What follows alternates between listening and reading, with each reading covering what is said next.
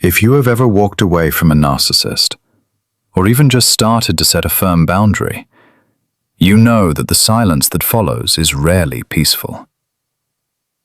It is heavy. It is filled with a strange, vibrating tension. You might find yourself waiting for the other shoe to drop, wondering when they will come back, or if they already have. You feel exhausted, not just from the relationship itself, but from the mental gymnastics required to predict their next move. You have spent months, perhaps years, trying to explain yourself, trying to be understood, trying to prove that you are a good person who deserves respect. And now, as you begin to find your footing, as you start to feel a little stronger, a little more like yourself, something shifts in the dynamic. You can feel it. They sense it too. And this is usually the moment when they deploy their final, most confusing tactic. It is not always loud. It is not always aggressive. In fact, it often looks like kindness. It looks like change. It looks like the apology you have been waiting for your entire life. But it is not any of those things. It is a trap designed to exploit the very strength you have finally found. You need to hear this clearly right now. You were never the problem. The confusion you felt, the anxiety that kept you awake at night, the constant second-guessing of your own reality, these were not signs of your instability. They were the intended results of a systematic process of manipulation. When you begin to heal, when you stop reacting to their provocations, when you stop feeding them the emotional supply they crave, you disrupt their control. For a person with narcissistic traits, control is not just a preference. It is a necessity for their psychological survival. So, when they realize that their usual tactics of anger, guilt, or silence are no longer working, they do not simply accept your independence. They adapt. They launch what psychologists often call the hoovering phase. But in this specific context, it is more insidious. It is the final dirty trick. It is the attempt to re-enter your life not as the abuser, but as the victim. Or worse, as the savior. To understand why this happens, we have to look at the underlying psychology of narcissism. At its core, narcissistic behavior is driven by a profound fragility. Behind the mask of superiority, entitlement, or charm lies a deep, unhealed wound of shame and emptiness. They cannot tolerate being ignored, rejected, or seen as ordinary. When you pull away, you are holding up a mirror that reflects their inadequacy. This is unbearable for them, so they must regain control of the narrative. They must prove to themselves and to you that they still hold the power. If they cannot control you through fear, they will try to control you through hope. This is the pivot point. This is where the dynamic shifts from overt abuse to subtle, deceptive manipulation. They realize that your strength makes you dangerous to their ego, so they try to disarm you by appealing to your empathy, your loyalty, and your desire for closure. The first sign of this final trick is often a sudden, dramatic shift in tone. After a period of silence, or after a series of hostile exchanges, you receive a message. It might be short. It might say, "I have been doing a lot of thinking," or "I miss who we used to be." It is carefully crafted to bypass your logical defenses and speak directly to your heart. They know exactly what buttons to push. They know your vulnerabilities because they studied them during the relationship. They know that you value forgiveness. They know that you hate conflict. They know that you want to believe that people can change. So they present a version of themselves that aligns perfectly with your hopes. They may admit to small faults, offering just enough accountability to seem genuine, but never enough to take real responsibility for the harm they caused. This is a calculated move. It is designed to lower your guard, It is designed to make you feel special, as if you are the only one who truly understands them, the only one who can save them from themselves. This phase is incredibly disorienting because it feels like progress. You might think, finally, they get it. Finally, they see me. But you must look closer. Notice the timing. This change almost always occurs when you are doing well. It happens when you have stopped checking their social media, when you have started enjoying your hobbies again, when you have begun to rebuild your self-esteem. It is not a coincidence. It is a reaction to your independence. They are not changing because they have done the hard work of therapy or self-reflection. They are changing because they are losing their supply. They are panicking. The kindness they show you is not generosity. It is a fishing line. They are waiting for you to bite. They are waiting for you to respond, to engage, to let them back in, even just a little bit. Because once you engage, the cycle begins again. The kindness will fade. The criticism will return. The control will tighten. But this time it will be harder for you to leave, because you will remember this moment of peace and blame yourself for ruining it. Another common variation of this trick is the creation of a crisis. If soft appeals do not work, they may manufacture an emergency. They might claim to be sick, in financial trouble, or facing a legal issue. They frame themselves as helpless, needing your specific help because no one else understands them like you do. This plays on your nurturing instincts. It makes you feel needed. It makes you feel important. But it is a distortion of reality. A healthy adult handles their own crises. A healthy partner asks for support without demanding sacrifice. A narcissist uses crisis as a tool to bind you to them. They want you to feel responsible for their well-being. They want you to feel guilty if you walk away. This is emotional blackmail disguised as vulnerability. It is a way to drag you back into the role of caretaker, a role that drains you and keeps you focused on their needs while ignoring your own. The impact of this final trick on you can be devastating. It triggers a surge of dopamine and oxytocin, the bonding chemicals in your brain. You feel relief. You feel hope. You feel a rush of affection for the person you thought you lost. This chemical response is powerful. It can override your logical mind. It can make you forget the pain, the humiliation, and the exhaustion of the past. You might start to rationalize their previous behavior. You might tell yourself, maybe I was too harsh. Maybe I pushed them away. This is the gaslighting taking root again. But this time, you are doing it to yourself. You are doubting your own judgment because the alternative, accepting that they are incapable of genuine change, is too painful to face. You want to believe in the potential of the relationship more than you want to accept the reality of it. But here is the truth that you must hold on to. Consistency is the only true measure of character. Anyone can be kind for a day. Anyone can send a sweet text. Anyone can promise change when they are afraid of losing control. Real change is slow. It is quiet. It is demonstrated through actions over a long period of time, not through words in a moment of crisis.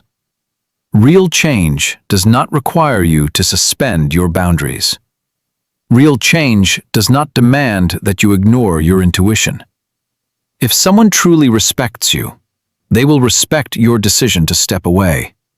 They will not try to manipulate you back into a dynamic that hurt you. They will not use your empathy against you. The fact that they are trying to trick you into returning is proof that they have not changed.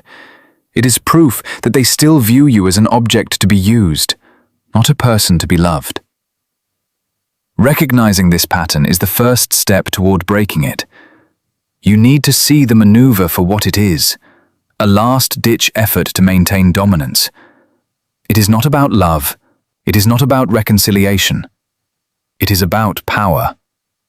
When you see it this way, the emotional charge begins to dissipate. You stop feeling flattered by their attention.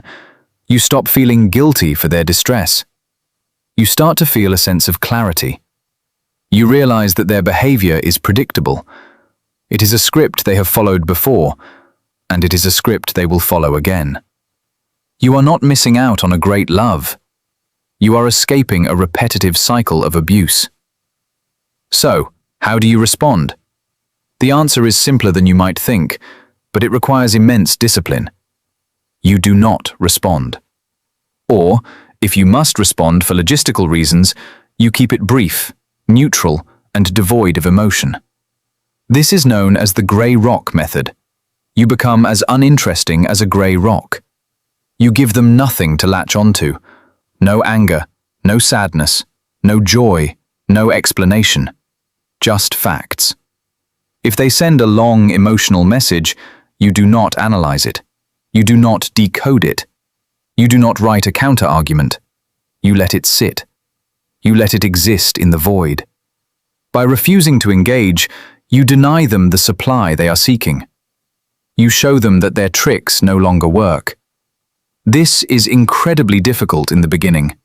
Your brain will scream for closure. Your heart will ache for connection.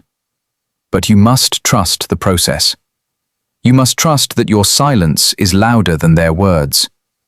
This phase is also about rebuilding your own sense of reality. During the relationship, your reality was constantly being rewritten by them. Now, you must reclaim it. Start by writing down the facts. Write down what happened, not how you felt about it, but what actually occurred. Write down the promises they made and whether they kept them. Write down the times they hurt you and the excuses they gave. Keep this record private. It is for you, not for them. When you feel doubt creeping in, when you feel the pull of their latest message, read your record. Remind yourself of the truth. Remind yourself of the pattern. This anchors you in reality. It prevents you from getting swept away by the fantasy they are trying to sell you. Empowerment comes from understanding that you are not responsible for their feelings. You are not responsible for their healing. You are not responsible for fixing their brokenness. That is their journey, not yours. Your job is to protect your peace. Your job is to honor your own worth. Setting a boundary is not an act of aggression. It is an act of self-respect. It is a declaration that you value yourself enough to refuse treatment that is less than you deserve. When you hold that boundary, even when they try to break it with kindness or crisis, you are rebuilding your identity. You are proving to yourself that you are strong. You are proving that you can survive without their validation. As you continue to hold this line, you will notice a shift within yourself. The anxiety will begin to fade. The constant monitoring of their behavior will stop. You will start to sleep better. You will start to enjoy small moments again. You will rediscover interests that you had abandoned. This is the healing process. It is not linear. There will be days when you feel weak. There will be days when you want to reach out. That is normal. It is part of the withdrawal from the toxic bond. But each time you choose yourself, each time you choose silence over engagement, you strengthen your neural pathways for independence. You are rewiring your brain to value safety and respect over chaos and intensity. It is important to acknowledge that this final trick is often the hardest to resist, because it offers the illusion of the happy ending we all want. We want to believe that love conquers all. We want to believe that people can change if they just try hard enough. But in the context of narcissistic abuse, trying hard is not enough. Without deep, professional intervention and a genuine desire to change, which is rare, the behavior will not change. The mask may slip for a moment, but it will always go back on. Accepting this is not cynical. It is realistic. It is freeing. It allows you to stop waiting for a version of them that does not exist.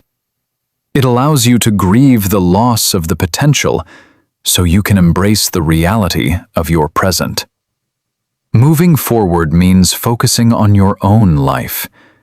It means investing in relationships that are reciprocal. It means surrounding yourself with people who listen to you, who validate your feelings, and who respect your boundaries.